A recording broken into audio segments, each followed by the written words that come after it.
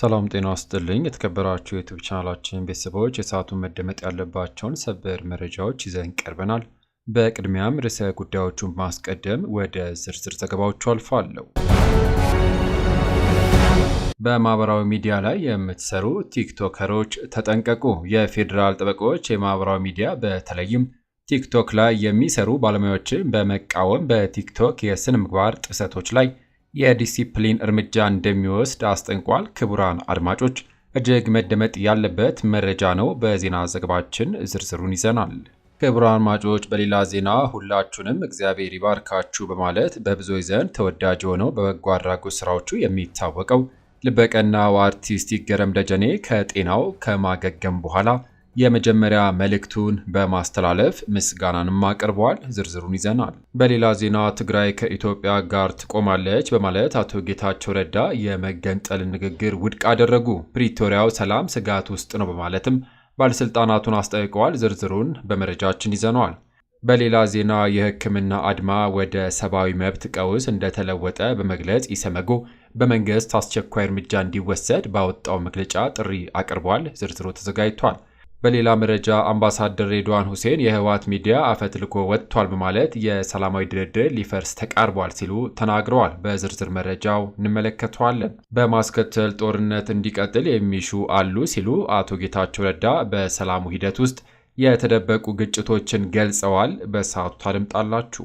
ለቻናሉ አዲስ የሆናችሁ ሰብስክራይብ በማስከተል የደውል ምልክቷን በመጫን ቪዲዮን ላይክ በማድረግ በቆይታችን እስከ ቪዲዮ ፍጻሜ አብራችሁን እንድትቆዩ በመጋበዝ በቀጥታ ወደ ሰዓት ወደ ያስኩላችሁ ዝርዝር መረጃዎች አልፋለሁ። አብረን እንከታተለው። ክቡራን አድማጮች በቅድሚያም ከመዝናኛው ዓለም ከተሰሙ መረጃዎች አልፋለሁ። ወደ ስራ ተመልሻለሁ ሲል አርቲስት ይገረም ደጀኔ ተናግሯል። ወዳጆቼ እኔ በጣም ደህና ነኝ። ቅዳሜና እሁድ ትኩሳት ሰውነቴን ጥሩ ስሜት ስላልተሰማኝ ወደ ሐኪም ቤት እሁድ ለታ ሄጄ ለተወሰነ ሰዓት ኢመርጀንሲ ቆይቼ ሕክምና አግኝቼ ሻል ሲለኝ ወደ ቤቴ ተመልሼ 1-2 ቀን እረፍት አድርጌ ወደ ስራዬ ተመልሻለሁም ብሏል። ይህንን ያልኩት የኔን ቪዲዮ መልእክት ተከትሎ ለእኔ በጎ በሚያስቡ በርካቶች መልካም ምኞት በማስተላለፋቸው መልእክቱ እየሰፋ በርካቶች በስልክም በቴክስትም ጭንቀታቸውን እየገለጹ በመሆኑ ነው ሲልም ገልጿል። በሶሻል ሚዲያ ፈጣሪ ይማርህ ብለው አብረውኝ ሆነዋል። ለዚህም ትልቅ አክብሮት አለኝ ያለው አርቲስቱ ሁላችሁንም ፈጣሪ ያስባችሁ ሰላሙን ይስጣችሁም ብሏል። በተረፈ በቪዲዮ ላይ እንደገለጽኩት በነበረችኝ አጭር ቆይታ ሆስፒታሉ ስላሳየኝ በጎነት ፍቅርና አክብሮት ለማመስገን ነበር ብቅ ያልኩት እንጂ መታመሜ የሚወራ ሆኖ አይደለም። በጣምም ቀላል ስለነበር ፈጣሪ ሀገራችንን ሰላም ያድርግልን፣ ለሁላችንም ያልተፈቱ ጥያቄዎቻችንን ይፍታልን በማለት አርቲስት ይገረም ደጀኔ ወደ ስራ እንደተመለሰና አሁን ያለበት የጤና ሁኔታ መልካም እንደሆነ ገልጿል። ቲክቶክን ጨምሮ በመሰል የማህበራዊ ሚዲያ መተግበሪያዎች ላይ የሙያን ክብር እና ስነ ምግባርን የሚያጎድፉ ተግባራት ላይ የሚሳተፉ ባለሙያዎችን በተመለከተ ከኢትዮጵያ ፌዴራል ጠበቆች ማህበር የተሰጠ ጥብቅ ማሳሰቢያ። የፌዴራል ጠበቆች ማህበር ቲክቶክን ጨምሮ በመሰል የማህበራዊ ሚዲያ መተግበሪያዎች የሚሰሩ የህግ ቪዲዮዎች ይዘትና አቀራረብ በቅርበት ሲከታተል ቆይቷል። በተመሳሳይ ጥቆማዎችንም ሲያሳስብ ቆይቷል። ሆኖም የሚሰሩ ተንቀሳቃሽ ምስሎች ወይም ቪዲዮ ዓላማ ለህዝብ ንቃት ህግና ግንዛቤን ለመፍጠር የሚያግዙ ይሆናሉ በሚልና በተለይም ከሌሎች አቻ ሀገራት አንጻር በታሪክ አጋጣሚ ወደ ኋላ የቀረውንና በቅርብ ዓመታት ከፍ ያለ መነቃቃት እያሳየ ያለውን የህግ አገልግሎት ዘርፍ ለማበረታታት ሲባል ጉዳዩን በትዕግስት ለመከታተል ሞክሯል። ይህ በእንዲህ እንዳለ ጉዳዩ የተሻሻለ ከመምጣት ይልቅ የህግ ሙያ ክብርና ጥብቅ ስነ ምግባር በሚያጎድፉ መልኩ የቀጠለ ሆኖም ተገኝቷል። ክትትል ሲደረግባቸው ቆይቶ በጥናት ከተለዩ ነጥቦች ውስጥ የሚከተሉትን በማሳያነት ሊጠቀሱ የሚችሉ ናቸው። አንደኛ፣ አሁን በተግባር እየታየ ያለው አብዛኛዎቹ የሚሰሩት ቪዲዮዎች ማስረጃ ተመዝኖ ሊሰጥ የሚችል የህግ ምክር ላይ ትኩረት ያደረገ መሆኑ። ሁለተኛ፣ አንዳንድ በዚህ ሂደት እየተሳተፉ ያሉ ጠበቆችና የህግ አማካሪዎች የሚያቀርቧቸው ፕሮግራሞች ይዘትና ርዕስ አጠቃላይ ማህበረሰቡ የህግ ንቃት ህሊና የሚያሳድጉ ከመሆን ይልቅ በተጋነኑ መግቢያዎች ቀልብ ለመሳብ የሚሞክሩ ሶስተኛ ተከታዮችን የሚያመጣ በሚል አሳሳች ርዕሶችና ርዕሰ ጉዳዮችን ይመርጣሉ። በዚህም አግባብ የተሰሩ ቪዲዮዎች ብዙ ተከታዮችና ተመልካቾችን ያገኛሉ። ሆኖም ህብረተሰቡ የሚያሳስቱ በመሆናቸው ከአስተማሪነታቸው ይልቅ አደናጋሪ ይዘትን ተላብሰዋል።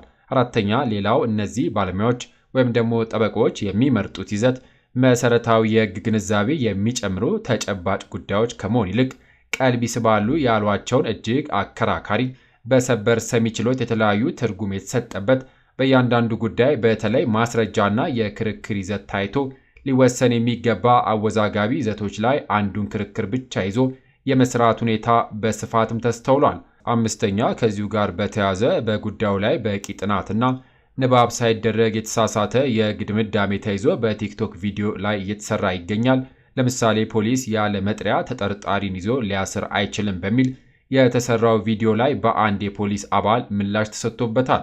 ስድስተኛ፣ አንድ ቲክቶከር የህግ ባለሙያዎች ከቪዲዮአቸው ስር የሚሰጡ አስተያየቶች ላይ የሙያውን ክብር በማይመጥን መልኩ የመሳደብ ሁኔታም ይስተዋላል። እንዲሁም በተወሰነ መልኩ አንዱ ባለሙያ የሌላኛውን ይዘት ወይም ቪዲዮ የጠበቃውንም ሆነ የሙያውን ክብር በማይመጥን ሁኔታ ስህተቱን ተገቢነት በጎደላቸው ንግግሮች ማጣጣሉም ይገኙበታል።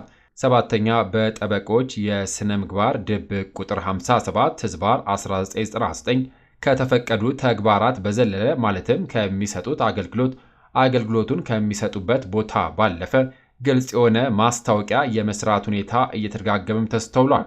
ስምንተኛ፣ ባለሙያና የሙያ ክብር ዝቅ በሚያደርግ መልኩ አካላዊ እንቅስቃሴ የታጀበባቸው ዳንስን የመሰሉ ተግባራትን ማሳየት፣ የቀን ውሎ የሚያሳዩ የይዘት ያላቸው ባለሙያዎችን ከመኖሪያ ቤታቸው ጀምሮ ያለውን ሂደት የፍርድ ቤት ምስል ሰዎችን ሲያነጋግሩ የሚያሳዩ ይዘቶችን በመቅረጽ ማስተላለፍም ይገኙበታል። ከላይ በዝርዝር የተመለከተው ቢኖርም በቲክቶክና መሰል የሶሻል ሚዲያ ዘርፎች መሰረታዊ የንቃት ጉዳዮች ላይ በኃላፊነት ስሜት የሚሰወሩ ወቅታዊ ጉዳዮች ላይ የህብረተሰቡን ብዥታና ግርታን የሚቀርፉ በርካታ ባለሙያዎች መኖራቸውም ግንዛቤ ተወስዶበታል። በመሆኑም በዚህ ተግባር ላይ ተሰማርታችሁ ያላችሁ የፌዴራል ጠበቆች ማህበር አባላትና የህግ ባለሙያዎቹ ማህበር በቅርበት ሲከታተላቸው የቆዩ ጉዳዮች እንደተጠበቁ ሆነው ከዚህም በኋላ የህግ ሙያና የባለሙያን ክብር የማያስጠብቁ ከአስተማሪነታቸው ይልቅ ብዥታን የሚፈጥሩ መሰል ከላይ በዝርዝር የተጠቀሱ ተግባራትን መፈጸም በአዋጅ ቁጥር 1249/13 እንዲሁም በደንብ ቁጥር 57/1992 ተፈጻሚነት ያላቸው ድንጋጌዎች በሚይዙት አግባብ ከድርጊታቸው በማይቆጠቡት ላይ አግባብነት ያለው የዲሲፕሊን እርምጃ የሚወስድ መሆኑን በጥብቅ ያሳውቃል። ከኢትዮጵያ ፌዴራል ጠበቆች ማህበር የተሰጠ ጥብቅ ማሳሰቢያ። በሌላ መረጃ የፕሪቶሪያው የሰላም ንግግር ዋና ተደራዳሪዎች የነበሩት የብሔራዊ መረጃ ደህንነት አገልግሎት ዳይሬክተር ጀነራል አምባሳደር ሬድዋን ሁሴን እና የጠቅላይ ሚኒስትሩ የምስራቅ አፍሪካ ጉዳዮች አማካሪ ሚኒስትር አቶ ጌታቸው ረዳ ከብሔራዊ ቴሌቪዥን ጋር ቆይታ አድርጓል። በቆይታቸውም የሰሜኑ ግጭት ከተከሰተም በኋላ ከፌዴራል መንግስቱ ጋር የሰላም ንግግሮች የተደረጉ ባሉበት ወቅት ስምምነት እንዳይደረስ እንዲሁም ግጭትና መከፋፈል እንዲቀጥል የሚፈልግ ጥቂት የቀድሞ ህወሓት ቡድን ነበርም ብሏል።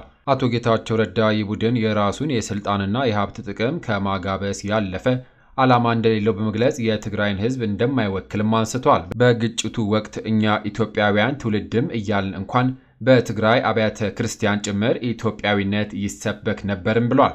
የትግራይ ኢትዮጵያዊነትን አጽንቶ የኖረ ነው ያሉት አቶ ጌታቸው ለዘመናት ኢትዮጵያ ጠል ኃይሎች ሲነዛ በኖረ የመነጠል ትርክት ሳይደናገር ስለ ኢትዮጵያ የጸና አቋሙን በተግባር ማሳየቱንም አንስቷል። በግጭት ወቅት ህዝቡ ኢትዮጵያን እንዲጠላ ለማድረግ በተሰራጩ የተዛቡ ትርክቶች መጥፎ ስሜት መፈጠራቸውን ያነሱት አቶ ጌታቸው ህዝቡ ችግር ሲፈጠርም የሚመጣው ወደ አስመራ ሳይሆን ወደ አዲስ አበባ ነው ብሏል። የብሔራዊ መረጃ ደህንነት አገልግሎት ዳይሬክተር ጀነራል አምባሳደር ሬድዋን ሁሴን በበኩላቸው አንዳንድ አካላት የግልና የንዑስ ቡድን ኩርፊያቸው የመነጠል ትርክትን በማቀንቀን ለማሳየት ይሞክራሉ ነው ያሉት። ለግል ጥቅማቸው ሲሉ ግጭትን በማራዘም የፕሪቶሪያውን የሰላም ስምምነት አፈጻጸም እንዲደናቀፍ ተደጋጋሚ ሙከራ እንደሚያደርጉ በማንሳት ሆኖም ጸብም ካለ ከኢትዮጵያ ጋር ሳይሆን ከአስተዳደር ጋር መሆን ነበረበትም ብሏል። የትግራይ ህዝብ የመነጠልን ትርክት በሚያቀነቅኑ አካላት ቅንጣት ታክል የመደናገር ስሜት እንደሌለው በማንሳት በኢትዮጵያዊነት ማዕቀፉ ዘላቂ ሰላምን የማረጋገጥና በጋራ የመልማት ፍላጎት ነው ያለው ሲሉም ገልጸዋል። በግጭት የተፈጠሩ መጥፎ ስሜቶችን በማራቅ የጋራ ጣፋንታን በአንድነት ለማሳካትም የወል ትርክትን መገንባት እንደሚገባም ተናግረዋል። ተደራዳሪዎች አክለውም የፕሪቶሪያው የሰላም ስምምነት በፈረሙና የሰው ሕይወት በመትረፉ የሚቆጫቸው አንዳንድ አካላት አሁንም ግጭት እንዲፈጠር ፍላጎት አላቸውም ብለዋል።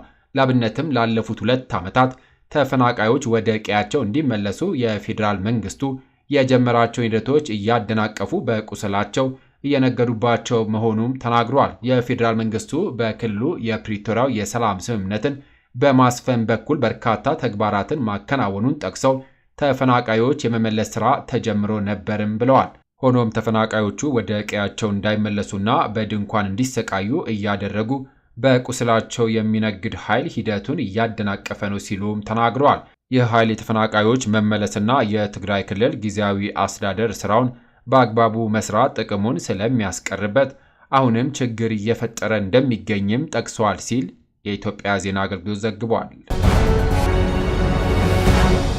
በሌላ ዜና ድርድሩ እንዳይሳካ የሚጥሩ አመራሮች በውስጣችን ነበሩ ሲሉ አቶ ጌታቸው ረዳ ተናገሩ። በሰሜን ኢትዮጵያ ተነስቶ የነበረውን ግጭት በድርድር ለመፍታት በሚደረገው ሂደት አንዳንድ አመራሮች የሰላም ድርድሩ እንዳይሳካ ሲጥሩ እንደነበረ የፕሪቶሪያው የሰላም ንግግር ዋና ተደራዳሪ የነበሩት አቶ ጌታቸው ረዳ ተናግረዋል።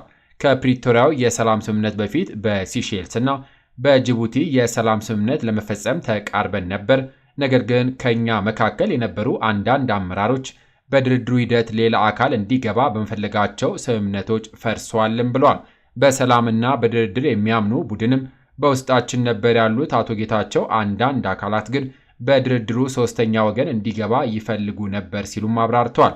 እነዚህ አካላት አንዱን አካል ጥፋተኛ ሌላውን ደግሞ ሐቀኛ እያሉ ይበልጡን እንዳንስማማ የሚያደርጉን ነበር ሲሉም ገልጸዋል።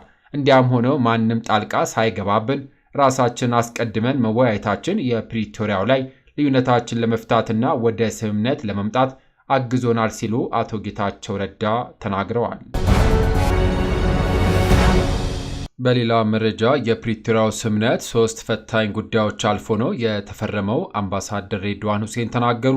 የፕሪቶሪያው የሰላም ንግግር ዋና ተደራዳሪ የነበሩት አምባሳደር ሬድዋን ሁሴን በፕሪቶሪያው የሰላም ስምምነት ወቅት አንዱ ችግር የነበረው ዲሲፕሊን እንደነበርም አንስተዋል። በህወሓት በኩል የተለያዩ ዝንባሌ ያላቸው ሰዎች ስለነበሩ የምንነጋገርበት እያንዳንዱ ነገር ይዘው ለሚዲያ ያቀርቡና በሌላ ይተረጎማል። ይህ በመጀመሪያ ችግር ፈጥሯልም ብሏል። በእኛም በኩል ነገሮችን ከመንደርና ሰፈር ጋር ሰፍቶ በራሱ መንገድ የማየት ችግር ነበር። በኋላ ልዩነቶችን በማጥበብ ተስማምተን መቀጠል ችለናልም ብለዋል። በሁለተኛ ደረጃ እውነታውና የጠፋውን ነገር ተቀብሎ መሄድ ላይ ችግር እንደነበረ አስታውሰው እኛ ከመንግስት ውጪ መሳሪያ መያዝ ስለማይቻል በ24 ሰዓት ውስጥ ታጣቂዎች ያስረክቡ የሚል ሐሳብ ነበረን ሲሉም ተናግረዋል።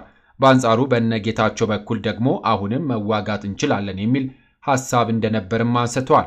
ሶስተኛው ችግር የአከራካሪ ቦታዎች ጉዳይ ነበር ያሉት አምባሳደሩ በዚህ ጉዳይ ላይ በመጀመሪያ ሂደት ከስምምነት ተደርሶ እንደነበርም ጠቅሷል። ቆይቶ ጉዳዩ እንደ አዲስ ተነሳና ስምምነታችን ሊፈታብን ነበር፣ ግን በኋላ ሊፈጠር የሚችለውን ውድመት በማሰብ አቀራራቢ ነገሮች ላይ ስምምነት ማድረግ ችለናል ሲሉም ተናግረዋል። ክቡራን አድማጮች፣ በመቀጠል በዜና ዘገባችን በስፋት ወደ ያስኩላችሁ መረጃዎች አልፋለሁ። የኢትዮጵያ ሰብአዊ መብት ኮሚሽን መግለጫን አወጣ።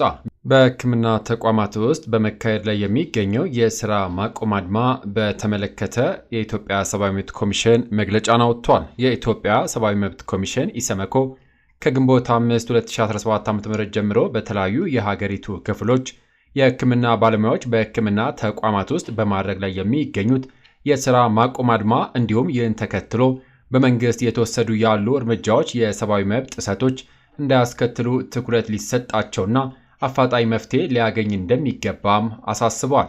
ኢሰመኮ አንዳንድ የሕክምና ባለሙያዎች የደሞዝና ከሥራ ሁኔታ ጋር የተያዙ ጥያቄዎችን መንግስት እንዲመልስ ሰጥተናል ያሉት የ30 ቀናት የጊዜ ገደብ ግንቦት 3 ቀን 2017 ዓ.ም መጠናቀቁን ተከትሎ በመንግስትና በሕክምና ባለሙያዎች በመወሰድ ላይ የሚገኙት እርምጃዎችን በመከታተል ላይ ይገኛል።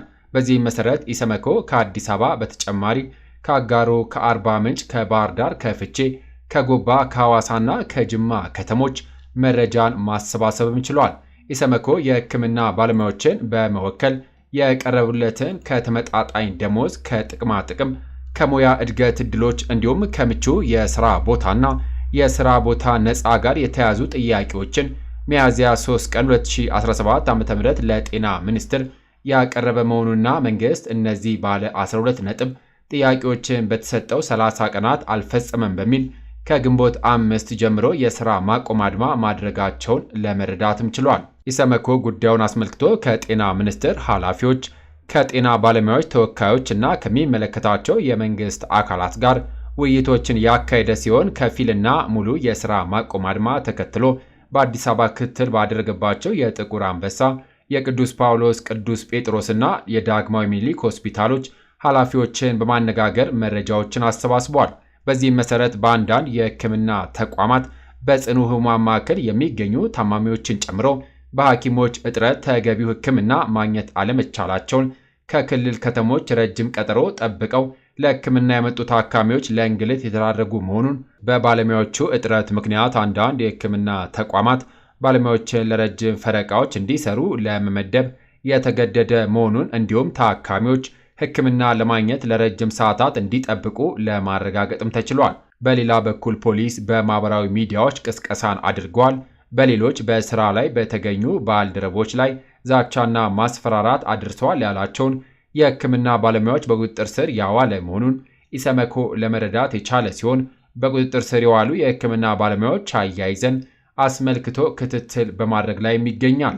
የኢሰመኮ ዋና ኮሚሽነር ብርሃኑ አዴሎ በጤና ዘርፍ የሚደረግ የሥራ ማቆም አድማ በማህበረሰቡ የጤናና በሕይወት የመኖር መብት ላይ አሉታዊ ተጽዕኖ ሊያስከትል የሚችል በመሆኑ የሕክምና ባለሙያዎቹ ያቀረቧቸውን ጥያቄዎች መንግስት ትኩረት ሰጥቶ ግልጽና አሳታፊ በሆነ መንገድ መፍትሄ የሚያገኙበት ሁኔታ እንዲያመቻች እንዲሁም የሕክምና ባለሙያዎቹ የህብረተሰቡን የጤናና በሕይወት የመኖር መብቶችን አደጋ ላይ በማይጥል መልኩ ጥያቄያቸውን እንዲያቀርቡም ጥሪ አቅርቧል። ዋና ኮሚሽነሩ አክለውም ከሥራ ማቆም አድማ ጋር በተያያዘ የሚወሰዱ አስተዳደራዊና ሌሎች ማናቸውም እርምጃዎች አግባብነት ያላቸው ሕጎችና የሰብአዊ መብቶች መርሆችን የተከተሉ ሊሆኑ እንደሚገባም አሳስበዋል። በተጨማሪም ኢሰመኮ ከመደበኛው የሰብአዊ መብቶች ክትትልና ምርመራ ስራው ጎን ለጎን ጉዳዩ የሚመለከታቸው ባለድርሻ አካላት በማነጋገር ጉዳዩ በውይይት እንዲፈታ የሚደረገውን ጥረት የሚቀጥል መሆኑንም ገልጿል።